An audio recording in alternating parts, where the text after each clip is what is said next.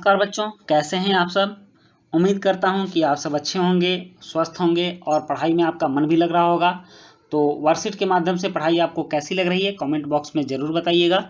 और चलिए शुरू करते हैं आज की वर्कशीट। और आज की वर्कशीट है क्लास 7 और 8 के बच्चों के लिए G20।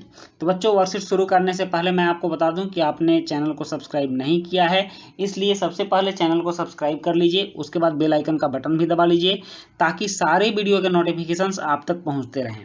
तो लेट्स स्टार्ट, आज की वर्कशीट देखते हैं। और आज की वर्कशीट में है जल संरक्षण। जल संरक्षण आज विश्व का सबसे बड़ा मुद्दा है। यह मुद्दा इतनी बड़ी है कि इस पर सारे विश्व के देश मिलकर कुछ ना कुछ सेमिनार करते रहते हैं और कुछ ना कुछ नई चीज़ खोजते हैं जिससे कि जल का संरक्षण हो सके। अब आप कहेंगे कि जल तो बहुत ज़्यादा है, पूरे पृथ्वी पर लगभग 2/3 भाग में जल है, तो फिर जल की कमी कहाँ है। लेकिन बच्चों, आप यहाँ देखिए कि 97% सॉल्ट वाटर मतलब कि नमकीन वाटर हमारे समुद्र में है, 2% फ्रोजन है मतलब कि बर्फ के रूप में जमा हुआ है, और 1% ही फ्रेश वाटर है जिसे हम पी सकते हैं, मीठा जल है।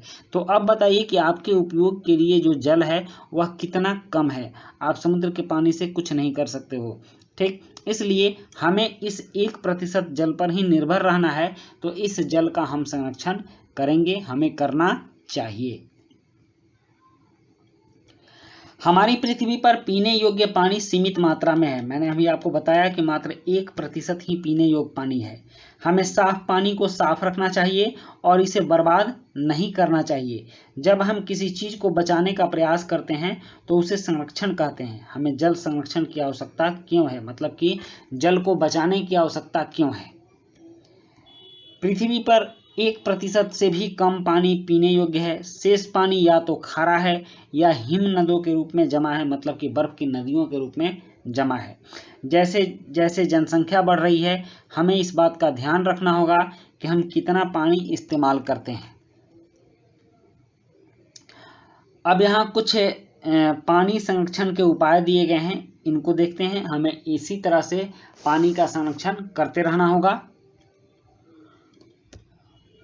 जैसे कि यहाँ सबसे पहले उपाय दिया गया है कि ब्रश करते समय नल को बंद कर दें। अधिकांशतः बच्चों को देखा गया है कि जब वह ब्रश करने आते हैं तो ब्रश को भिगाने के बाद जब तक ब्रश करते रहते हैं तब तक नल खुला रहता है और नल का पानी नालियों में जाकर गिरता रहता है।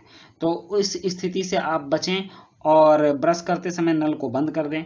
इसके बाद वर्षा जल को बचाने के लिए वर्षा जल संचयन करना चाहिए। संचयन मतलब इस जो छतों पर बारिश का पानी गिरता है, इस पानी को वाटर हार्वेस्टिंग सिस्टम के माध्यम से जमीन में पुनः स्टोर करना चाहिए और फिर हम इसे नलकूप के माध्यम से ऊपर खींच सकते हैं। तो जल संचयन का यह उपाय हुआ।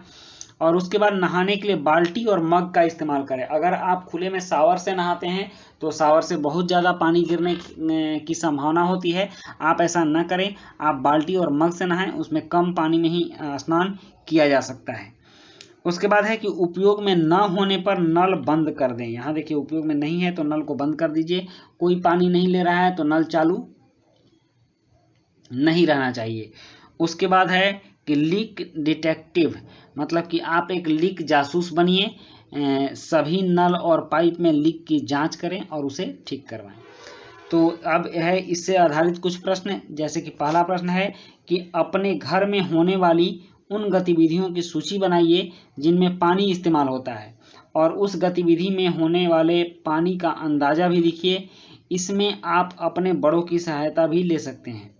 और दूसरा प्रश्न है कि जल संरक्षण को बढ़ावा देने के लिए एक स्लोगन लिखिए। तीसरा प्रश्न है आप जल संरक्षण के लिए कौन सी अच्छी आदतें अपनाएंगे। तो चलिए बच्चों, अब हम इन प्रश्नों के उत्तर करते हैं। प्रश्न 1 है कि स्वयं को जांचिए। प्रश्न 1 में अपने घर में होने वाली उन गतिविधियों की सूची बनाइए जिनमें पानी इस्तेमाल होता है और उस गतिविधि में उपयोग होने वाली पानी का अंदाजा भी लिखिए। इसमें आप अपने बड़ों की सहायता भी ले सकते हैं। और दूसरा प्रश्न है कि जल संरक्षण को बढ़ावा देने के लिए एक स्लोगन लिखिए। और तीसरा प्रश्न है कि आप जल संरक्षण के लिए कौन सी अच्छी आदतें अपनाएंगे। तो चलिए अब इन प्रश्नों के उत्तर करते हैं।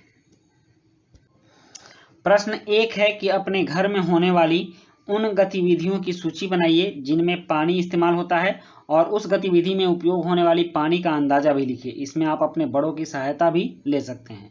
तो बच्चों इसका उत्तर है कि हमारे घर में इस्तेमाल होने वाले पानी के कार्य और उनकी खपत निम्न प्रकार है। स्नान के लिए 100 लीटर पानी, कपड़े साफ करने के लिए 200 लीटर और शौचालय के लिए 50 लीटर, भोजन पकाने के लिए 20 लीटर और पीने के लिए 30 लीटर पानी की आवश्यकता पड़ती है। उसके बाद प्रश्न 2 है कि जल संरक्षण को बढ़ावा देने के लिए एक स्लोगन लिखिए। जल है तो कल है। और प्रश्न 3 है कि आप जल संरक्षण के लिए कौन सी आदतें अपनाएंगे। तो इसका उत्तर है कि जल संरक्षण के लिए निम्न आदतें अपनाई जा सकती हैं। ब्रश करते समय नल को बंद कर दें, वर्षा जल को बचाने के लिए वाटर हार्वेस्टिंग सिस्टम लगाएं और नहाने के लिए बाल्टी और मग, यहाँ मग होगा, बाल्टी और मग का इस्तेमाल करें। उपयोग में न होने पर नल बंद कर दें। तो बच्चों ये थी आपकी आज की वर्कशीट जल संरक्षण के बारे में, और बहुत ही आसान तरीके से हमने इसे जाना। तो इसी के साथ ये वीडियो कंप्लीट होती है। वीडियो अच्छी लगी हो तो लाइक, सब्सक्राइब, कमेंट जरूर कीजिएगा। मिलते हैं नेक्स्ट वीडियो में। Thank you.